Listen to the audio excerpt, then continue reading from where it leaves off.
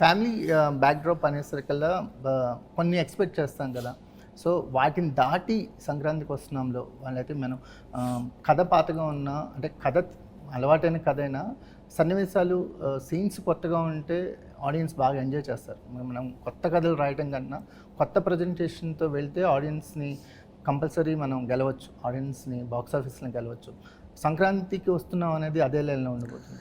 అంటే ఈ సినిమా నేను అదే చెప్తున్నాను కదా, అంటే కథగా కూడా ఈ సినిమా కొద్దిగా కొత్తగా ఉండే అవకాశాలు ఎక్కువ. ఎందుకంటే వైఫ్ ఒక ఎక్స్ గర్ల్ ఫ్రెండ్ మధ్య జరిగే కథ, దాన్ని ఒక ఎంటర్టైన్మెంట్ యాడ్ కామెడీ టచ్తో ఉంటూ ఒక రెస్క్యూ ఆపరేషన్ కనెక్ట్ చేయడం అనేది ఇట్స్ లైక్ నేను ఈ మధ్య కాలంలో ఈ జోనర్ చూడలే.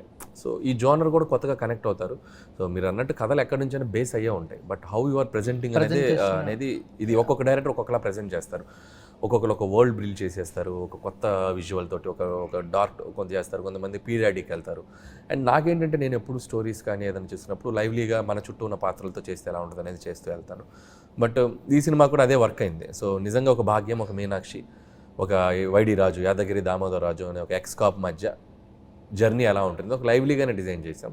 అండ్ క్యారెక్టర్స్ కూడా ఈ సినిమాలో నరేష్ గారు, వీటి గణేషన్ గారు అండ్ ఉపేంద్ర లమ్హే అని ఆయన యానిమల్లో చేశారు. ఆయనకు చాలా ఒక రియలిస్టిక్గా ఉండే పాత్రలే ఉన్నాయి సినిమాలో. అండ్ ఒక బీహార్కి సంబంధించిన ఒక 2 క్యారెక్టర్లు, ఒరిస్సాకి సంబంధించిన 2 క్యారెక్టర్లు ఉంటాయి. సో డిజైనింగ్ అలా చేసాం, ఒక dark humour at the same time నా స్ట్రెంగ్త్ ఒక ఫ్యామిలీ కైండ్ ఆఫ్ ఎంటర్టైన్మెంట్ ఉంచుతూ. సో థియేటర్కి పండక్కి అనే కాదు, మామూలుగా కూడా నేను చేసే సినిమాలు ఎప్పుడు కుటుంబంతో సహా వచ్చి చూస్తే బాగుంటుందనే టార్గెట్ పెట్టుకుని చేస్తాను. సో నేను ఆ రూట్లో వెళ్తున్నాను యాజ్ ఆఫ్ నో. మేబీ ఫ్యూచర్లో ఇంకొక పాత్రలో వెళ్ళి కంప్లీట్ ఒక వేరే జోనర్లో కూడా ట్రై చేస్తానేమో. As of now I'm sticking to the